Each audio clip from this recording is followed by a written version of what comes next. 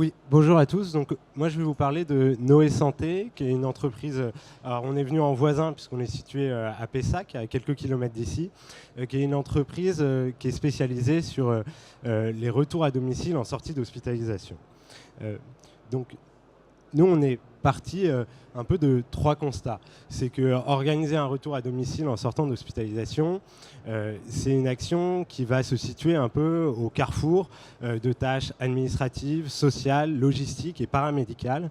Et que par définition, sur ces actions qui vont se retrouver un peu à la croisée des chemins ou de plusieurs métiers, on a un risque d'avoir un glissement de tâches et surtout sur les tâches les plus chronophages. Donc si aujourd'hui, le constat qu'on a pu faire, c'est que les établissements sont assez bien dotés et organisés pour gérer tout l'aspect social des retours à domicile, il peut y avoir un peu plus de flou sur la partie logistique, administrative, paramédicale, sur le qui fait quoi, et parfois des tâches qui vont retomber sur les soignants avec des risques de glissement de tâches sur ces postes. Un sujet également pour les patients, pour qu'ils puissent vraiment être acteurs et comprendre l'ensemble de leur parcours de soins et de leur retour à domicile.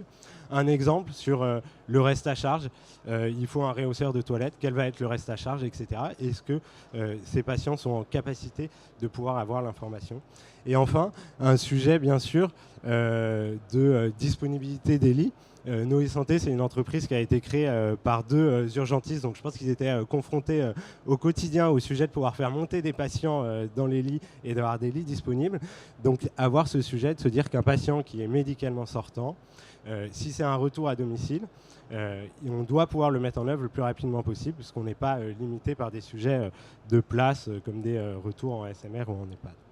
Alors, qu'est-ce qu'on propose? Nous, l'idée, c'est de pouvoir avoir un accompagnement qui va vraiment s'intégrer au parcours du patient. Donc, on a 4 grandes étapes. La première, ça va être de pouvoir faire un bilan un peu 360 des besoins du patient sur son domicile, ses besoins paramédicaux, l'aspect social. Donc ça, c'est une étape où on va vraiment être au contact du patient, des aidants, des équipes hospitalières, également aussi des équipes de ville. S'il a déjà un infirmier qui intervient à domicile, un médecin traitant qui a les informations, on va pouvoir le contacter pour vraiment pouvoir avoir une vue sur l'environnement du patient. À partir de ça, on va élaborer un plan personnalisé qu'on va valider avec les équipes hospitalières. Et derrière, on a toute la phase de mise en œuvre et de coordination des besoins. Donc là, on est vraiment sur du très concret, c'est qu'il faut des kinés, des séances de kiné à domicile. Bon, bah, c'est compliqué à trouver en ce moment, des séances de kiné à domicile. Il faut parfois passer 30-40 appels, s'appuyer sur des réseaux de partenaires qu'on peut avoir. Et donc là, on est vraiment sur cette partie-là. Et ensuite, on met en œuvre, nous, un suivi de convalescence, c'est-à-dire qu'on a des points de contact sortants pendant 3 semaines auprès du patient, qui sont des points de contact téléphoniques, pour s'assurer que la convalescence se passe bien, que l'ensemble des besoins sont bien mis en œuvre et qu'on n'a pas de difficultés.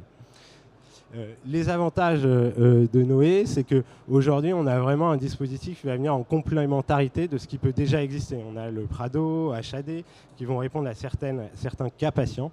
Et nous, on n'a pas de restrictions sur les pathologies ou les patients qu'on peut prendre en charge.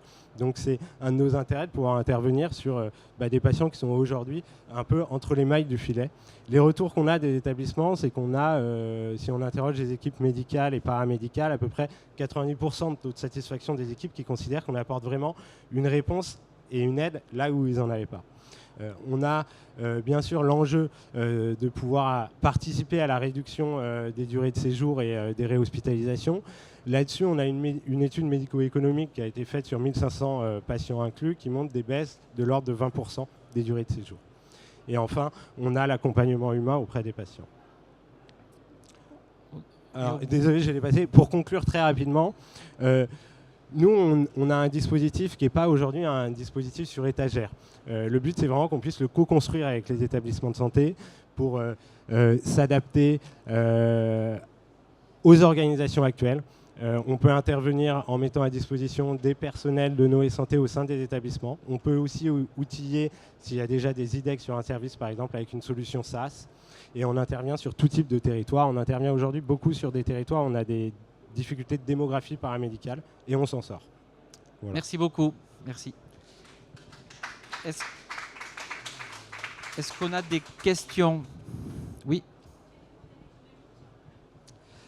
Alors le modèle économique, on est financé par les établissements de santé, donc avec une logique de palier et de forfait, mais grosso modo c'est un paiement aux patients accompagnés, avec pour le coup une promesse de valeur, c'est que Noé Santé est un dispositif qui va s'autofinancer parce qu'on permet d'avoir des impacts assez forts sur les réductions des DMS sur les patients qu'on accompagne.